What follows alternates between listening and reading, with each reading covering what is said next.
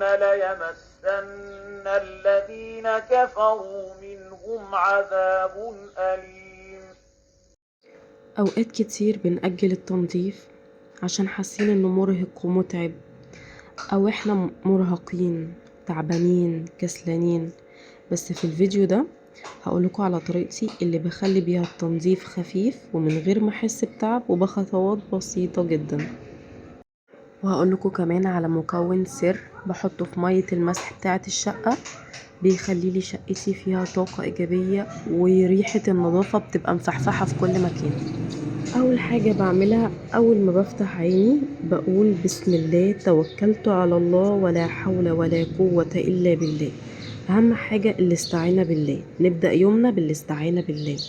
نفتح الشبابيك، نفتح البلكونة، نفتح أي مصدر للتهوية بحيث إن احنا نخرج الطاقة السلبية وندخل طاقة إيجابية، طاقة حيوية، طاقة كلها نشاط، طاقة كلها أمل. وانتي واقفة كده في الشباك أو البلكونة ادعي ربنا بأي دعاء نفسك فيه، اتكلمي مع ربنا. بعد كده ببتدي أدخل على شقتي وأشغل القرآن الكريم على الراديو. وقبل ما أعمل أي حاجة بجهز الجردل اللي همسح فيه، بحط فيه شوية مية معاهم شوية ملح كده في كف ايدي، معاهم ديتول بريحة الليمون، ريحته بتبقى خطيرة قوي، بتخلي ريحة المكان كده مفحفحة. معاهم شوية فينيك، معاهم شوية مسحوق من مسحوق الغسيل. والخلطة دي بجد بتخلي ريحة الشقة نظافة نظافة نظافة، ريحتها بتبقى جميلة قوي. الخطوة اللي بعد كده انا ما بحبش انضف كل حاجة مرة واحدة، بختار مكان واحد بس اشتغل فيه. انا اخترت غرفة النوم، شلت الملاية وغيرت الاكياس بتاعة المخدة وغيرت كل حاجة. بعد كده بدأت ان انا المع الخشب، كل الخشب، خشب الشباك، خشب اللي هو الكومودينو العسكري، الديب فريزر عندي، النيش، اي حاجة قدامي ببتدي ان انا فوطة كده مبلولة مية وبحب ان انا المعها، تبقى فيها طبقة بسيطة من التراب.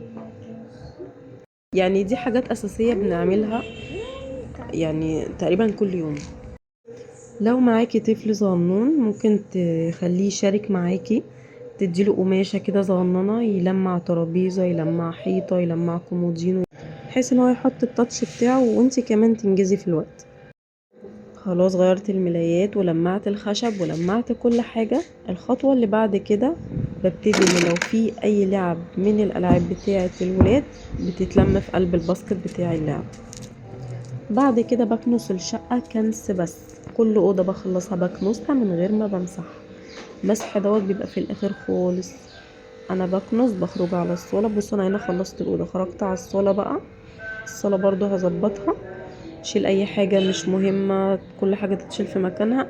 وهنا بعد ما خلصت وروقت الصالة ودخلت على المطبخ وكده والدنيا كانت تمام، ابتديت ان انا بقى ارجع امسح بقى، اخد الشقة كلها كده ايه تلميع كده هوت. وبجد بعشق ريحة الشقة وهي ممسوحة، بتبقى ريحتها نظافة كده ورطوبة كده، بتبقى حلوة.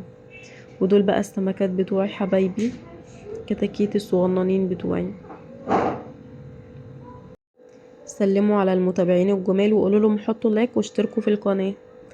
هنا بعد ما خلصت الشقة فرشت طبعا السجاد. واحنا في الصيف بحط مشات بسيطة يعني.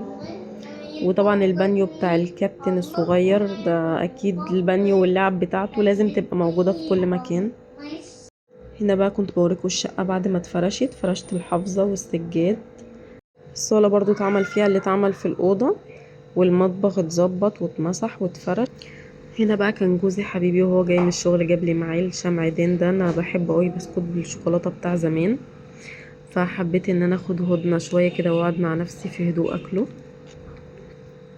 بعد كده قمت عملت لهم اكله في السريع، بطاطس مهروسه بالفلفل والكزبره والثوم والخل، ومسقعه بدون زيت، يعني مش بدون زيت قوي، يعني برشة زيت بسيطة، وكانت هيلسي وجميلة قوي. وده كان الفيديو البسيط اللي حبيت اشاركه معاكم، ازاي بروق شقتي من غير ما اتعب. وحرفيا انك ترتبي قبل ما تشتغلي وتحددي انت هتعملي ايه بالظبط هيريحك كتير قوي. مش لازم عشان ننظف الشقة يبقى نتعب بقى ونبذل مجهود، لا، خطوات بسيطة كده وتدريجية الشقة بتكون نظيفة وانتي مرتاحة.